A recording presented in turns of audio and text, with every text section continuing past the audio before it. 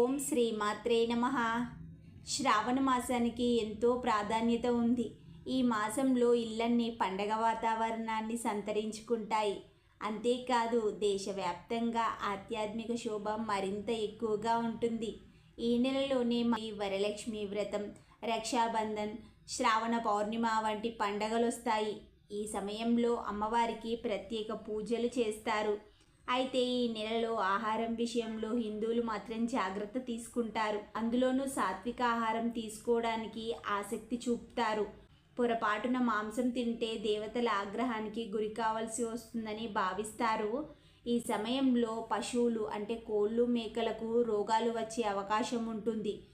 ఇలా రోగాల బారిన పడిన వాటిని తినడం వల్ల అనారోగ్యానికి గురయ్యే ప్రమాదం ఉందని, సూర్యరశ్మి కూడా తక్కువగా ఉంటుంది. ఈ సమయంలో రోగనిరోధక శక్తి క్షీణించే అవకాశం ఉంది.